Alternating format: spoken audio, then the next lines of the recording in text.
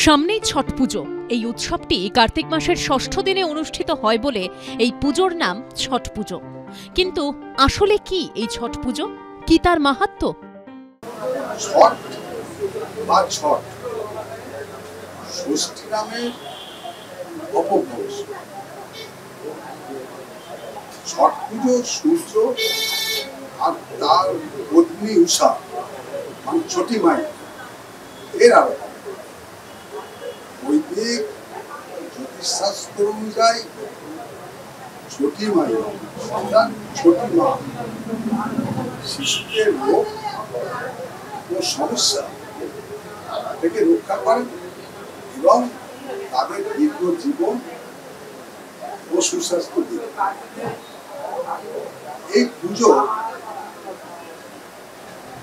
গত বছরে দুবার পালন করা হয়। প্রথমবার করা হয় চৈত্র মাসে, একেবারে চৈতি ছট, এবং দ্বিতীয়বার কার্তিক মাসে, একেবারে কার্তিকী ছট। পারিবারিক সুখ সমৃদ্ধি তথা মনোবাঞ্ছিত ফললাভের জন্য এই ছট পুজো মানুষ করে। এই আরাধনায় কিন্তু কোনো প্রতিমার পুজো করা হয় না। কি করা হয়? অস্তগামী এবং উদিত সূর্যকে পুজো করা হয়। আজকাল অবশ্য কিছু জায়গায় নদী বা জলাশয় ঘাটের সামনে সূর্য উষা মূর্তি প্রতিষ্ঠা করতেও দেখা যাচ্ছে। কার্তিকী ছট হিন্দু বর্ষপঞ্জি কার্তিক মাসের শুক্লপক্ষের ষষ্ঠী তিথিতে উদযাপন করা হয় এবং এই ষষ্ঠী তিথিতে উদযাপন করা হয় 4 দিনের জন্য। এই ব্রত পালন চলে। এটা হচ্ছে প্রাচীন সূর্য উপাসনার এই লৌকিক উৎসব আমাদের ভারতে বিহার, ঝাড়খণ্ড এবং উত্তরপ্রদেশের পূর্ব দিকে কিছু অংশে এবং নেপালের তরাই অঞ্চল এই ছট পুজোর প্রচলনটা খুবই আছে।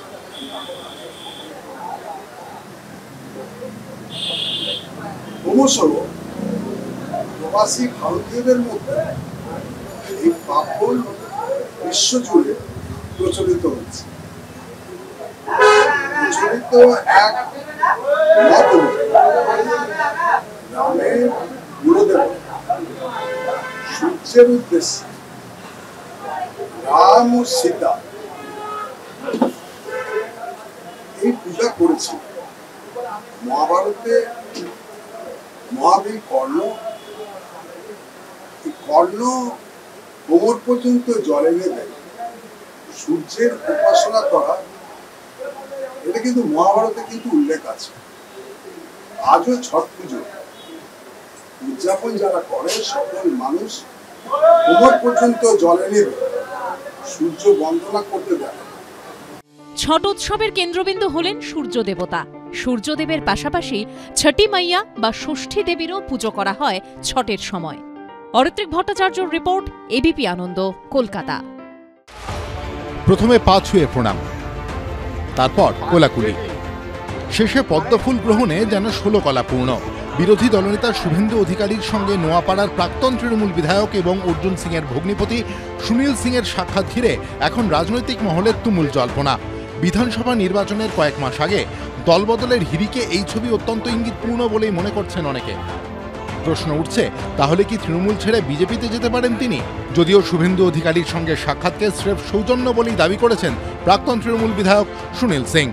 ওনার সঙ্গে বিধানসভা ছিলাম, উনি দেখলেন, দাঁড়ালেন। আমার কর্তব্য ছিল বড় লোক যদি দাঁড়ায়, আমার কর্তব্যটা ওনার যে পা ছোঁয়া উচিত না, রাজনীতি কোনো কথা। বৃহস্পতিবার উত্তর 24 পরগনার নোয়াপাড়ার গাড়ুলিয়ায় সভা করতে আসেন বিরোধী দলনেতা শুভেন্দু অধিকারী।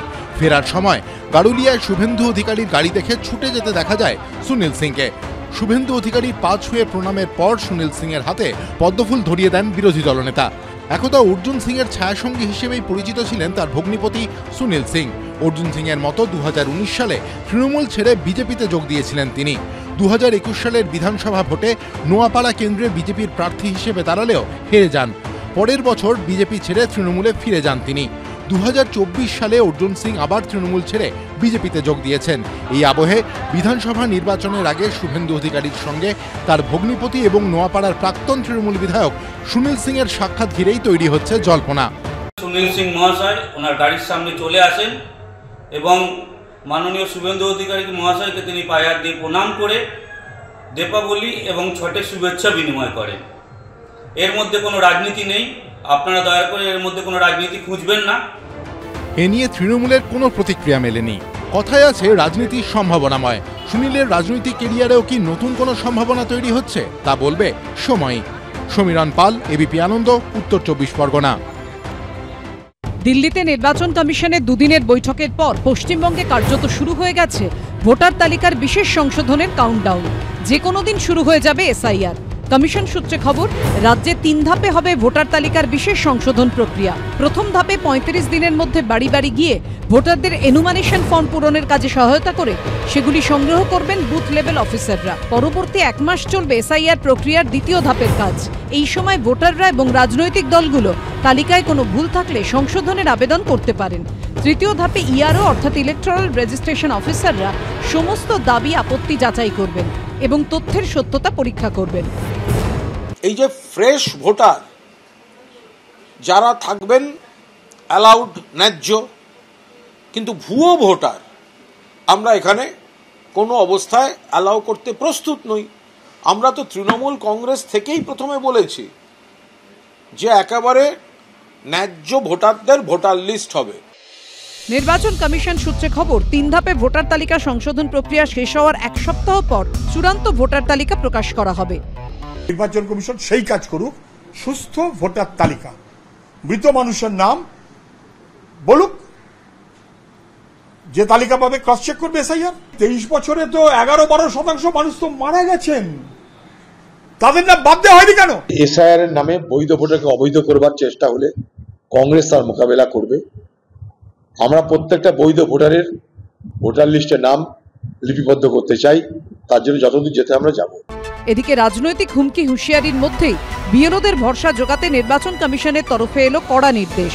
দিল্লিতে পশ্চিমবঙ্গ সহ সব রাজ্যের মুখ্য নির্বাচনী আধিকারিকদের নিয়ে বৈঠক শেষে নির্বাচন কমিশন থেকে স্পষ্ট জানিয়ে দেওয়া হয়েছে, বিএলওদের এসআইআর সংক্রান্ত কাজের সময় অন্য কাজ করতে হবে না। এই নিয়ম প্রযোজ্য থাকবে বিএলও হিসেবে দায়িত্বপ্রাপ্ত স্কুল শিক্ষকদের ক্ষেত্রেও। এসআইআর এর সঙ্গে যুক্ত কোনো কর্মী আধিকারিককে বদলি করা যাবে না। পাশাপাশি আরও একবার স্পষ্ট করা হয়েছে, এসআইআর বা ভোটার তালিকায় বিশেষ সংশোধনের কাজ শুরু হলে ওই সংক্রান্ত যাবতীয় ক্ষমতা থাকবে নির্বাচন কমিশনের হাতে। কমিশন সূত্রে খবর, পশ্চিমবঙ্গে এসআইআর চালু হলে জেলাভিত্তিক হেল্প ডেস্ক করবে সিইও অফিস। প্রত্যেক জেলায় নির্বাচনী আধিকারিকের দপ্তরে চালু হবে এই ডেস্ক। ইআরও বা এসডিও এবং এইআরও বা বিডিওর দপ্তরেও থাকবে হেল্প ডেস্ক। নির্বাচন কমিশন জানিয়েছে, ভোটার তালিকা সংক্রান্ত যে কোনো সমস্যায় এই হেল্প ডেস্কে ফোন করতে পারবেন সাধারণ মানুষ। রুমা পাল, রাজীব চৌধুরী ও সৌমিত্র রায়ের রিপোর্ট, এবিপি আনন্দ।